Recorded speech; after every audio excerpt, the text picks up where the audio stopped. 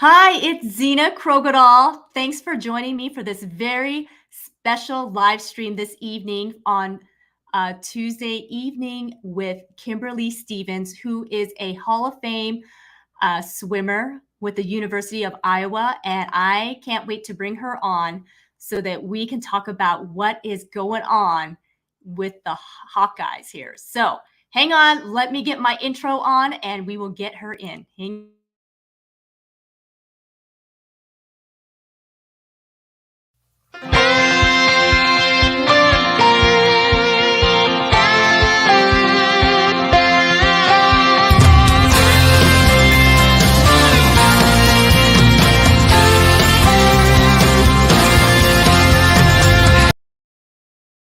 Hello, hello, hello. Welcome to American Dream Makers. I do believe that the American dream belongs to all of us. Not only can you achieve it, but you can go beyond. And my next guest is absolutely an American dream maker. Not only has she achieved the American dream, but she's helping the American dream happen for others. So let me bring on Kimberly Stevens. She is a Hall of Fame swimmer with the University of Iowa. She is a phenomenal woman. And here she is. Hey, Kimberly. Hi, everybody. Hi, Zena. Thanks so much for having me on today. Oh, thank you so much for being here. What exciting things are going on for you and for all of those in Iowa and alumni and current students and all that going on. So I'm so glad you are here this evening. So I don't want to waste any more time because I just want to get down to the nitty gritty of what is going on. So tell us, Kimberly, what is all happening? How did you become the Hall of Fame swimmer at the University of Iowa? That's an amazing story. So why don't you start out with that? Thank you. Well, I could start out and say that I started as a swimmer who didn't win any ribbons or medals and wanted to quit and was not allowed to quit, thankfully, by my parents. So since they wouldn't let me quit, I decided that I better figure out how to win because losing did not feel very good. And so a lot of hard work later and many years later, many laps of the pool, many second and third place finishes later, my swimming career took off. And I committed to go to the University of Iowa. And that's where I really learned to train with a work ethic. That's where I learned, I wrote a book about grit and gratitude. And if I had to pick a time when I learned grit in my life, it was at the University of Iowa when I was training twice a day, 6 hours during the day, and then competing on weekends and going to college full time. Wow. That's pretty phenomenal. The achievements for sure. That's a lot to have the grit. So you were a swimmer in high school. Yes. And tell us a little bit about that, because I believe that probably also led you to going to the University of Iowa. It did. And there is a story there. And I know you know that story. So my senior year of high school did not go as well as I wanted to at state meet.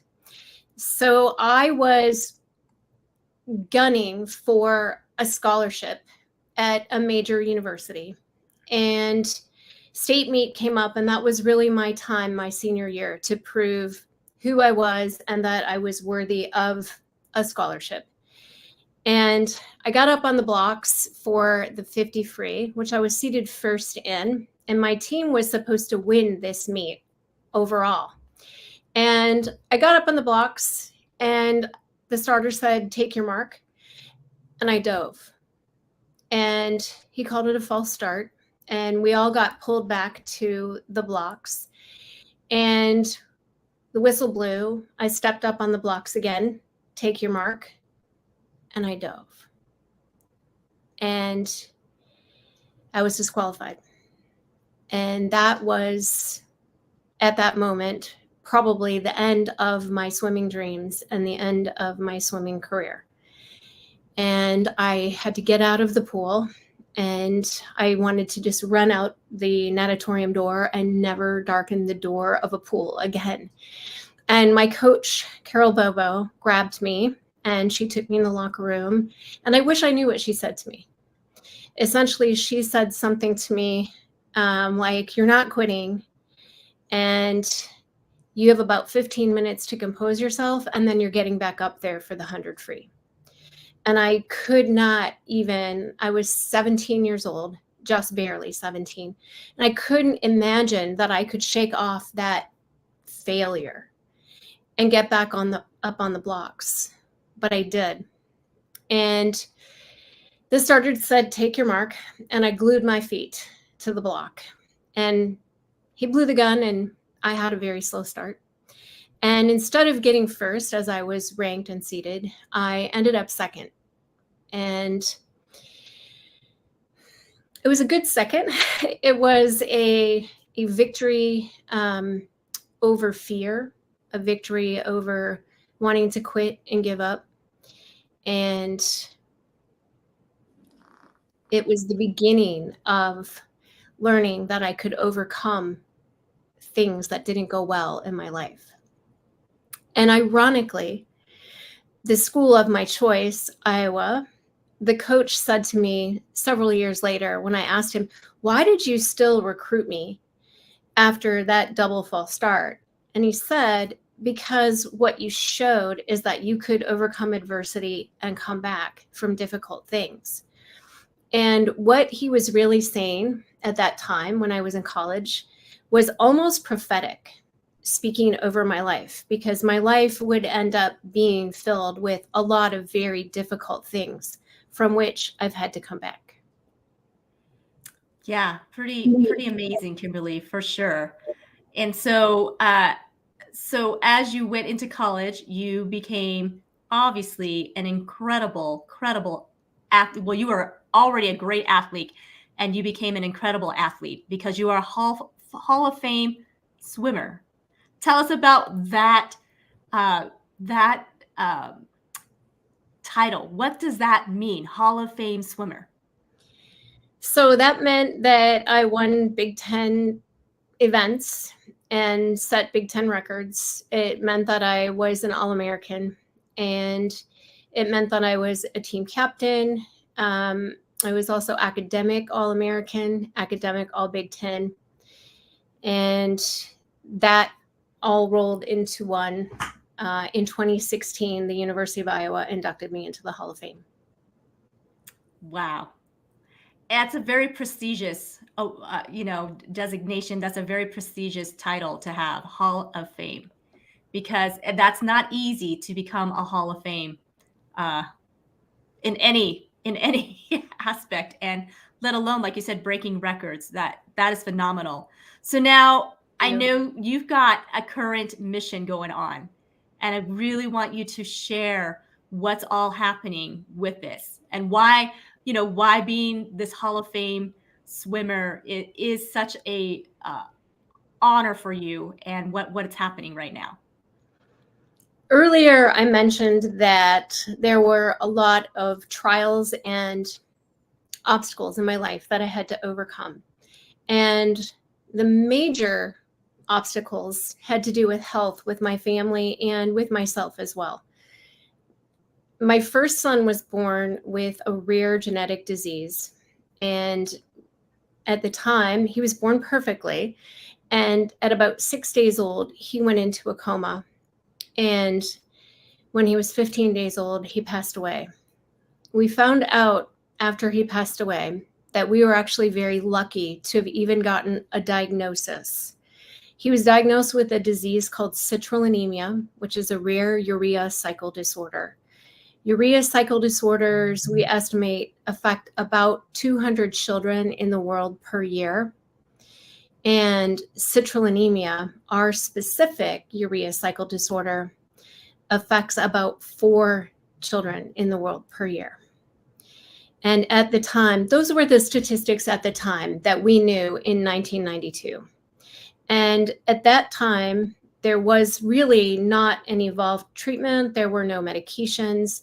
There was just an experimental idea that We could give them an experimental serum, and we could limit protein that they ingested, and that would control their disease.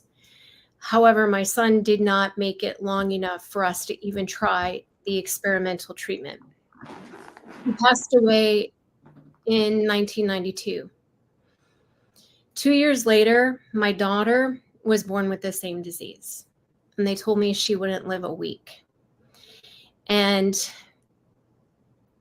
I almost gave up on her the same way I almost gave up in the 50 free. I remember I was in the pumping room, and we had gotten the call after she was born. She was 3 days old. We had gotten the call to take her back into the ICU, where they did backup tests, and we were waiting on the results of one of those tests. And I was in the pumping room, and the results came back in, and they said that she had citrullinemia. And I remember just saying, God, I can't do it again. I can't hope and save my pumped milk while she's in the hospital and hope that she's going to make it, because it hurts too much when they don't. And I walked out of the pumping room having dumped out my milk. And Janie, our pastor's wife, was standing at my daughter's bed. And I looked at Janie and I said, she's going to die. Janie grabbed me and she held me firmly by the shoulders. And she said, this is not Braden. This is Victoria Faith. You will fight for this child. And that was the locker room talk that I needed. And I decided that day to start praying that my daughter would go to kindergarten healed, healthy, and whole. We had a very, very tough first 4 years of her life. We were in and out of the hospital. We were in life flight helicopters. We were in ambulances. We were transported in my car, in other people's cars. When she got into crisis, she needed her medication immediately. Any time without that medication would cause further brain damage. And by the time Tori, my Victoria, was 4 or almost 4, she didn't speak a word. She didn't play with toys, and they had diagnosed her with severe autism. We had spent roughly 2/3 of the first 4 years of her life in the hospital. Our only choice to save her became a liver transplant.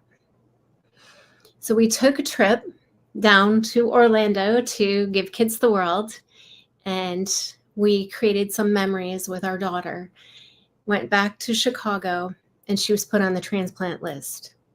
In 23 days, she gratefully and tearfully received a 4-year-old child's liver. It was a perfect match for her. And she woke up from the anesthesia speaking in sentences. Wow. No one could explain that miracle. Fast forward another year after her transplant, and my Tori went to kindergarten, healed, healthy, and whole.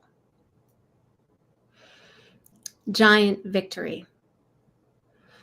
During the course of those 4 years, I also had a third child, my Daniel Robert.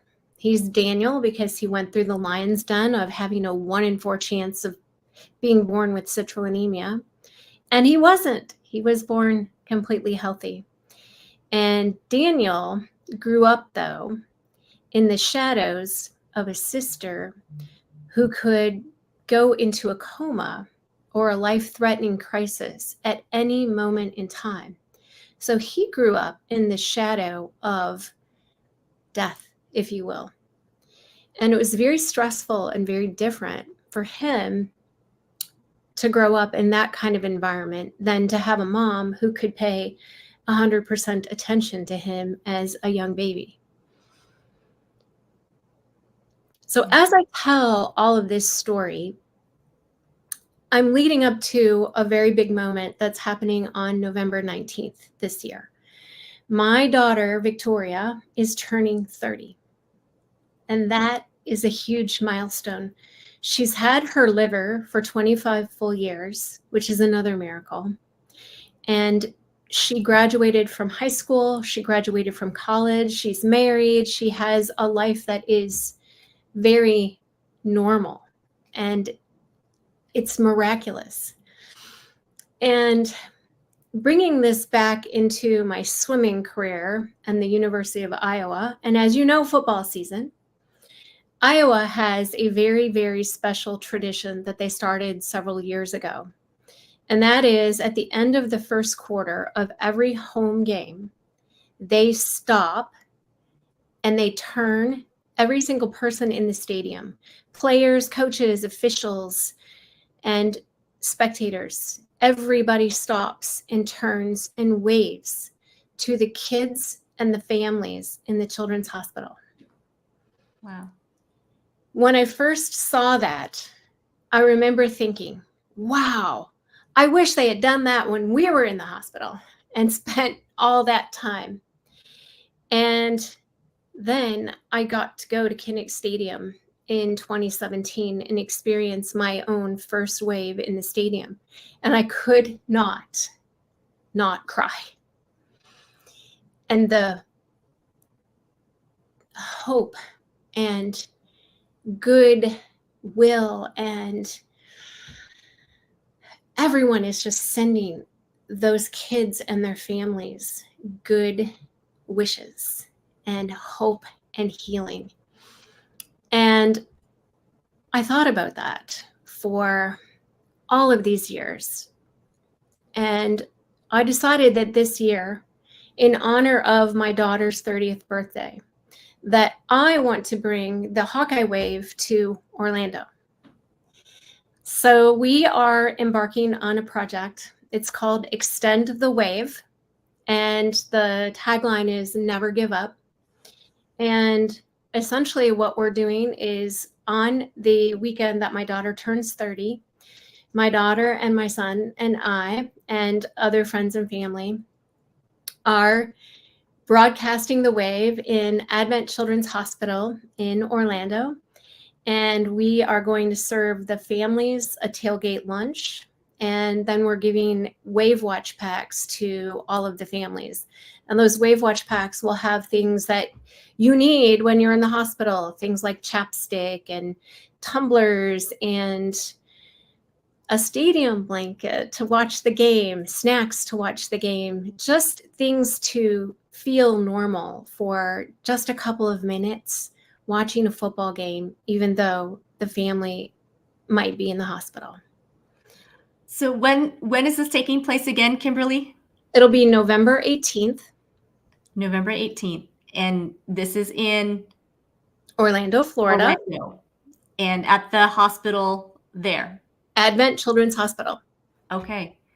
Okay, guys. So if you guys are in Orlando or want to come in just for the special event, November 18th is the date you got to plan.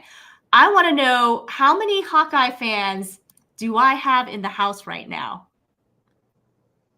And, so let me know that you're here. Oh, Facebook user. I'm not sure who you are, but how absolutely incredible, Kim. This is so wonderful. Oh, you guys, if you are on here, if you can give StreamYard permission, then we can see your name, streamyard.com/Facebook. That'd be great. Or just kind of type in your name as you give the comments so we kind of know. It'd be great. And yeah, if you are a Hawkeye fan, if you're an alumni or you're currently going to, Iowa, University of Iowa.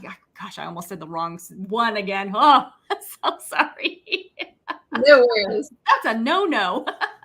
So anyways, if you are in the house, absolutely let us know that you're here, because this is really exciting. This is, your story is heartbreaking. And I think every mom can absolutely feel the pain that you have gone through when you speak about it. Like it's there. And losing a child is not easy because that's just not the way it's supposed to go. But what miracles you have had, like you said, Victoria being 30. Wow. You know, and then your son not being born with a citrul anemia. That is so amazing, you know, for sure. God is just so good. And what a testimony that you have, Kimberly. And I love that you are just out there just wanting to give back and wanting to give because you understand what it felt like to be having to battle in the hospital with your own child. So Hawkeye for life. I swam with Kim. This is Dana. Hi, Dana. Thanks so much for tuning in. Yeah. That's awesome that you swam with Kim. She's like a mermaid, a live mermaid. That's what I picture, real fast. Not as much anymore. Go Hawkeyes. Brilliant work, Kimberly. Oh, very nice. What's really exciting about this project for me is that it's not just about the kids who are in the hospital. And thinking this through, this is about the siblings of the kids who are in the hospital. This is about the moms and the dads. And the wave is just a message to say, we see you, we love you, never give up, and stay strong. And so many times we think that when a child is in the hospital, everything is about the child. We forget about the parents who still have to go to work and put food on the table.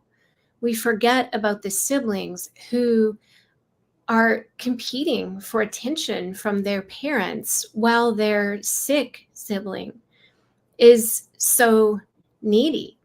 And then the sibling who's in the hospital, I think often can feel guilty as well because the whole family dynamic is completely changed. And it's a family issue. And what I love about our project is we want to bring hope to the entire family. Yeah. That's beautiful. Her book is beyond wonderful, something every person should read. I'm blessed to have been able to read it. That is absolutely true. Kimberly's book called Altered is absolutely amazing. And you guys need to go on Amazon and get a copy. Altered by Kimberly Stevens. It is an amazing, amazing book. Something so small means so much to these families. What a wonderful gift you are to these families. Oh, absolutely, for sure. And so the mission, I've got here that the mission is to extend the hope inspired by the Hawkeye Wave to the children and families beyond Iowa's borders. So that's exactly what you're doing. And extending the wave is inspired by Iowa Hall of Fame swimmer, Kimberly Stevens. And that is just so amazing, Kimberly. And so I like right now, I just feel like I want to stand up and go, woo. So this year we're putting our focus on Orlando, and the goal, the dream, is to, in 2024 and beyond, extend the wave in other cities as well. Yeah, it's just so awesome. And it's just heartwarming, Kimberly, that you have, I mean, these are, it's been many years, a few decades that you have experienced what you've experienced, but yet God really does use all things for good for those who are called according to his purposes. And this is absolutely astounding. And, when you were telling the story about how your daughter miraculously got a liver transplant, she was 4 years old at the time. She was, yeah. And something that kind of hit me, and I'm sure this crossed your mind at then too, is that also meant somebody had to lose their child in order for your child to live. And I have never forgotten that. And for years, we wrote to the donor family through UNOS, which is the organization that governs communication. And we never heard back. And I never knew if they chose not to receive correspondence, or if they received it but chose not to answer. But I made sure for many, many years that that family knew that my daughter was thriving thanks to them and their gift. And that's such a wonderful reminder, the gift of organ donation, um, in the event that you do end up losing a loved one, because it really truly does save lives, that we don't even, fathom or think about. And that's hard. It's hard. I mean, and you understand the loss of a child. So it's not that you don't even have that, compassion or understanding. It's that you really understand what that must feel like, for sure. And so, yeah, what a gift. And so blessings to that family who made that choice, a hard choice in that moment, because it's not Thank you. right. I mean, Absolutely. it's amazing. And Victoria, what an appropriate name for sure. She's victorious, and and living and breathing and a walking testimony. So, Kimberly, as you are gathering up and getting ready for this extended wave, what are the things that are needed, and how can we all come along and help? Fabulous question, and thank you for asking it. The primary thing we're looking to do is to raise funding to purchase small items that will go in the Wave Watch packs, and also to pay for the broadcast of the game at the hospital, to pay for the tailgate lunch. And those are pretty much our expenses. I have put together a budget, and depending on which channel the game is broadcast on, it could be anywhere between $50 and $100 per family. And again, it 100% depends on which channel the game is broadcast on. And what is so amazing about that is NCAA football, because it's such a big entity and business at this point in time, they do not disclose channels until approximately 2 weeks or a week before a game. So that right now is my biggest challenge, is just making sure that I have enough funding to get the channel so that we can broadcast the game at the hospital. Wow. So G3 for Giving is the name of this whole event. Is that correct? G3 for Giving is actually the name of a 501c3 organization that I started a couple of months ago. And G3 is, it stands for God, Grit, and Gratitude. And for giving, meaning it's a 501c3. Our first project is Extend the Wave. And we are focusing and putting all of our efforts into Extend the Wave right now. And stay tuned for more projects coming up. Amazing. Amazing. And this is, when you're doing events like this, it takes a lot. It takes a lot of work. It takes a lot of hands and feet. So for those that are in the Orlando area that can come out and help, we have really cool t-shirts. Really cool t-shirts. Awesome. So they can email you at Kimberly at godgritgratitude.com, which I've got scrolling across the bottom here, right? Please. Yes. And I do have giving links that I can send to you if you send me an email. Yes. You guys, please, absolutely, whatever you can do would be helpful, even if it's just $5 or whatever, that goes a long way. So whatever you can do to help, absolutely get on and donate.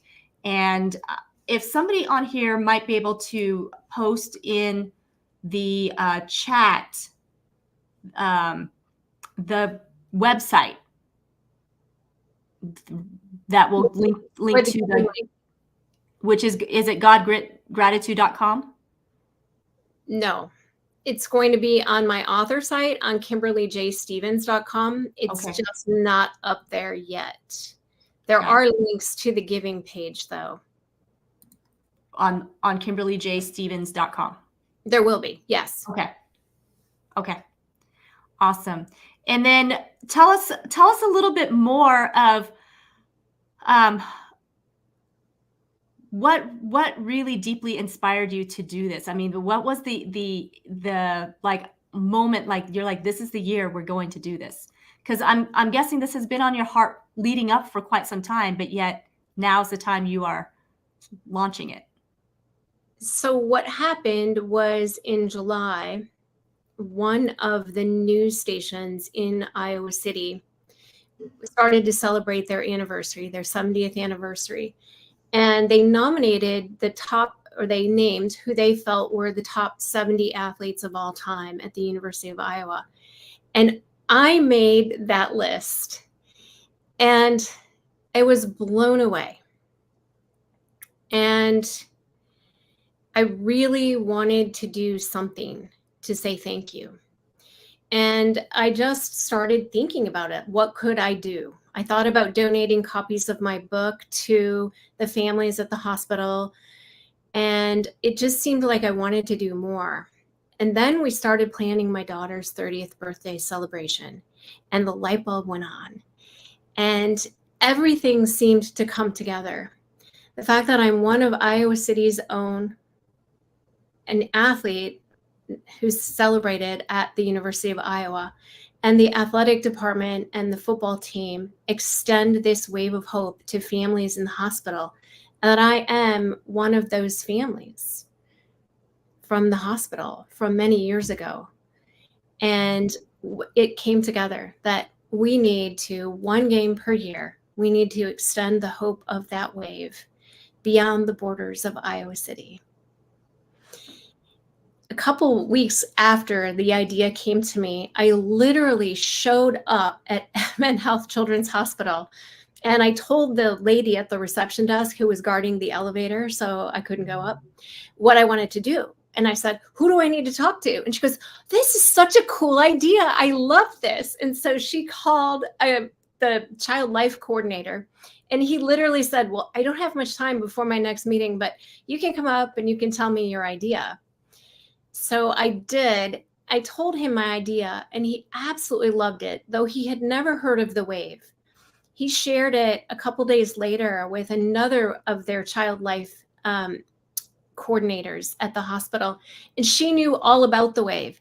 And she is so excited that it's coming to their hospital in November. That is very exciting. Wow. So cool. I think it's going to be an amazing day.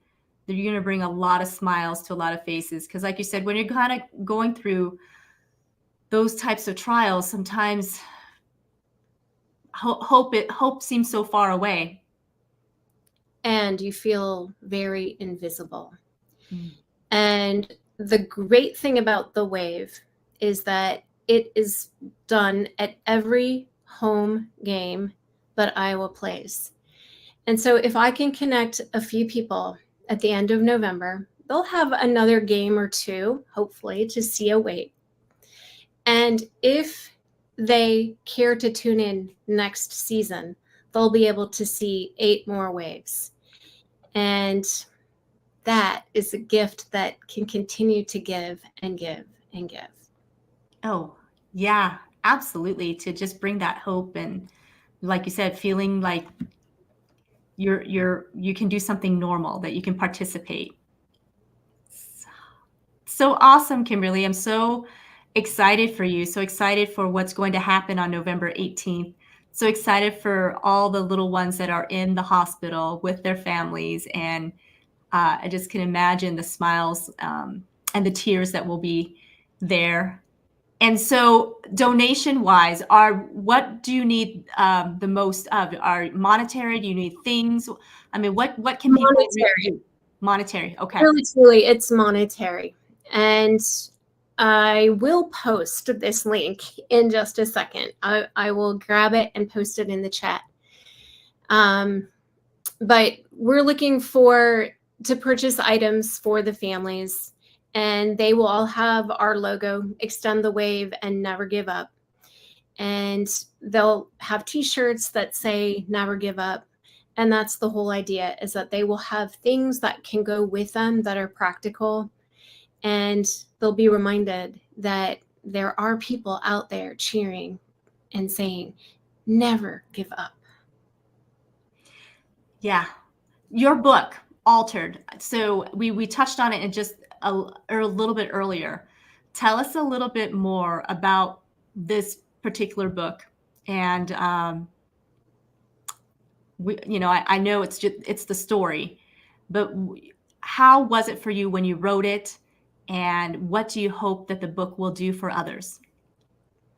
So my book is a very honest story about a woman who experienced a lot of hard things. And that woman is me. And as you know, I lost my son. I spent 4 years in the hospital with my daughter.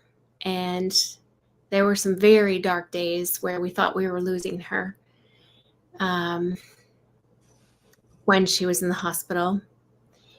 And then I experienced breast cancer myself, the foreclosure of my home because of debt due to not having disability insurance, a lot of different life-altering, life-changing obstacles that happened in my life. And when I thought of just one of those things, one of those would be enough to sideline a lot of people. And for some reason, I'm still standing by the grace of God. And I knew that I was supposed to write my book in a way to encourage others who are experiencing hard times to know that God is there. He may be quiet. He may seem like he doesn't care, but he does. And to never, ever give up. And so the title of my book is Altered, and it's ALTAR''D, like the altar of God. And the subtitle is Finding Hope Through Grit and Gratitude to Never Give Up. And the whole theme of my life has been never give up. And that's why I love this Wave project, because it takes that message from somebody who has been in those dark days. It takes it out and it just encourages others. Never, never, never give up. Yeah, that's a very inspirational message and very, very encouraging. And you're right. Too many times we give up too soon, throw in the towel. And I am so grateful that you had that grit early on in life, that the Lord gave you that gift, preparing you for the things ahead, and placing you exactly around the right people to really hone that gift in for you to truly be able to overcome adversity and difficult things. You are a true inspiration for sure, Kimberly. And I've got someone here. Her book is raw and honest look into all the trials that Kim has experienced. And yet, as you read her journey, you find yourself inspired by what an incredible gift that Kim is all to us. I agree wholeheartedly on that. That is absolutely true. And for sure. And the link is basically G3 for giving. And I know there's a bunch of.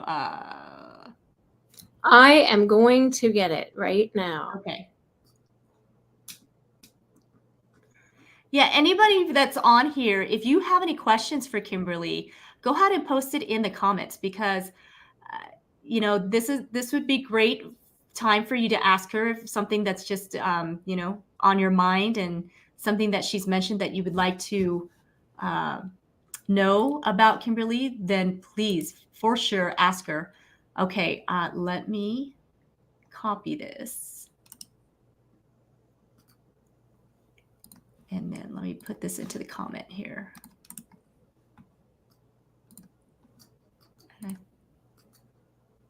And let me see if that appeared for you guys.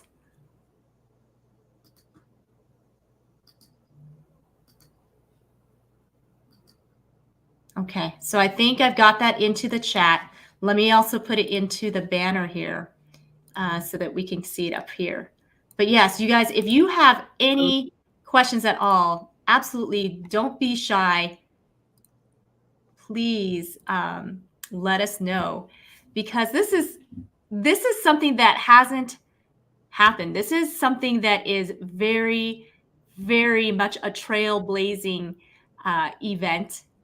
And I think it's going to end up gain so much momentum that I envision it going throughout the whole entire United States. Like the Hawkeye Wave is going to be a very known thing. It's not going to just be to the Hawkeyes. Like it's going to end up being something just inspirational for the nation. One game per year, it's going to come out of Iowa and inspire the rest of the world.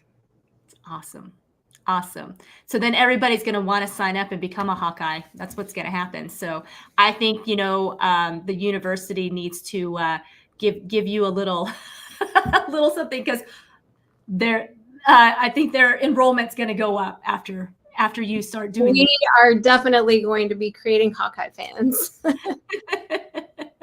For sure. They're going to have to expand their stadium, because everybody's going to want to come to the Hawkeye games and do the wave in person and that sort of thing.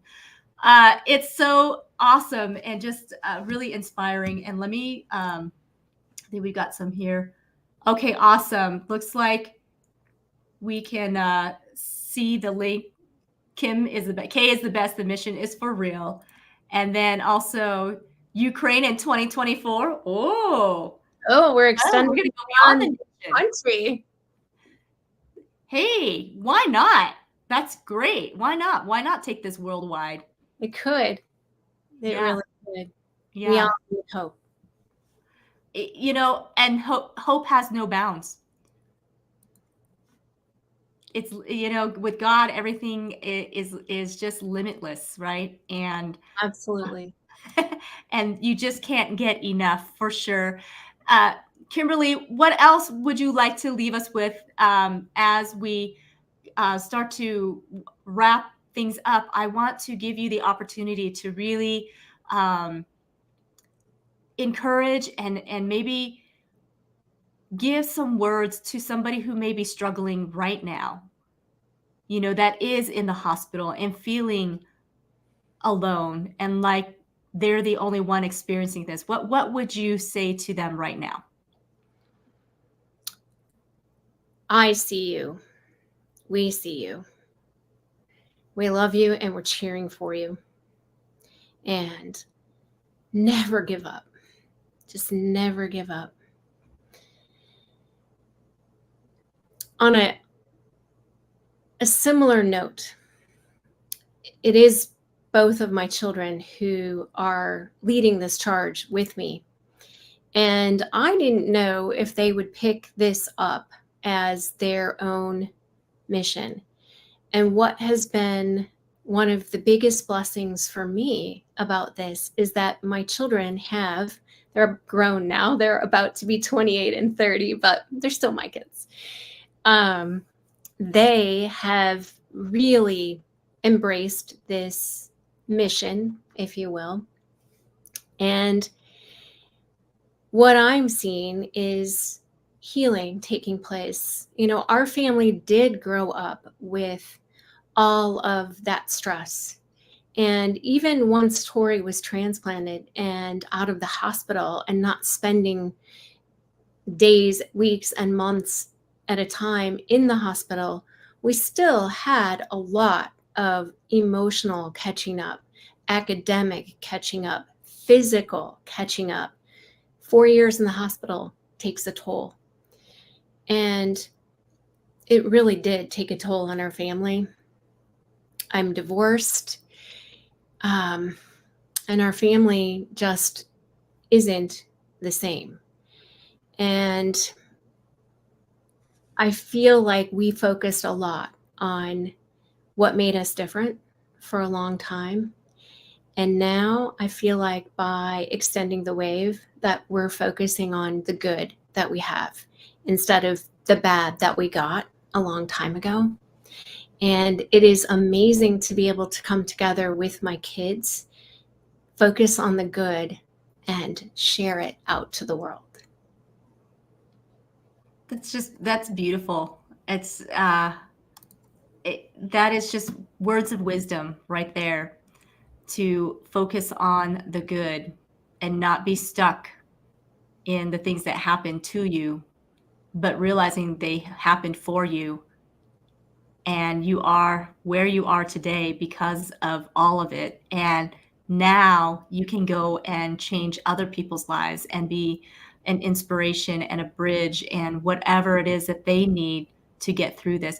And Kimberly, and I love that you were so vulnerable on all of this. I mean, to be able to speak about this is not easy, to go back and tell the story over and over and over again. And you're just so real and so raw, just like your friend was saying. Your book is so real and so raw. Even to the point where you had financial difficulties, and most people would have just thrown in the towel and said, I give up, can't take this anymore. Never give up. And that's why we need a voice like yours, of someone who has been through, because for you to be able to impact those families at the hospital, they're going to feel that inspiration because that you have been there. You know their pain. You know their sleepless nights. You know the thoughts that are going through their minds. You know exactly what's happening. And so when you say never give up, it really means something, versus somebody, like myself, who hasn't been through those trials. Believe me, I've been through my, other trials. God gives us different things to go through, but I wouldn't have the same impact to tell somebody never give up in that situation. It would not come across the same way. In fact, it may even come across very unloving for somebody like me who hasn't been through that. But for someone like you can really reach hearts that others may not be able to. That is my hope. Yeah. That is my dream. Yeah. I don't even think it's a hope, Kimberly. It is a reality, and it's about to happen. Like so I think you got to take the hope out there. It's going to happen, and it's going to transform lives, and it's going to be an amazing thing. So Kimberly, you are phenomenal. You're a beautiful person inside and out, and just keep fighting the good fight, Kimberly. And I know it's, life has a lot of ups and downs, the hills and valleys, and right. And even among you doing this, and you've got such a huge smile, I also know you guys keep Kimberly in your prayers, because when you're doing something to this magnitude and having this kind of impact and having this kind of glory to God, there's spiritual warfare that happens because the enemy doesn't want this to happen, because it's going to change lives. So I just really implore all of you that are listening right now on the live stream and even on the replay, that you remember Kimberly and her family in your prayers, and you lift them up, because there's a spiritual battle that is absolutely there, and she's going to have victory, because she always does. She's a winner, and she will always be a winner, because Jesus is in her life, and it shines and it shows. Kimberly, thank you so much for being an American dream maker. Thank you for making the American dream come true for other people. Get a hold of Kimberly, you guys. Make sure you contact her. She is a wonderful person, and you want her in your circle. Amen. Thank you so much. I have to wave goodbye. Yes, wave goodbye. Never give up. Absolutely. All right. We will see you all next time. Thank you so much, you guys, for being here on American Dream Makers. And absolutely, if you're listening to this, whether it's on the replay or live, be sure to share it out. Don't keep this to yourself. This is too amazing of a thing happening, and we got to get the word out so that we can extend the wave, and let's make Orlando absolutely, be of a shining beacon of hope this year for those in need. And so absolutely, thank you so much. And please, American Dream Makers is on YouTube, Facebook, and also LinkedIn. Zena Krogadal right here. Like and share my page. And if you'd like to be a guest or know of anyone that'd like to be a guest on here, make sure you get a hold of me. You guys, God bless you and have a great evening.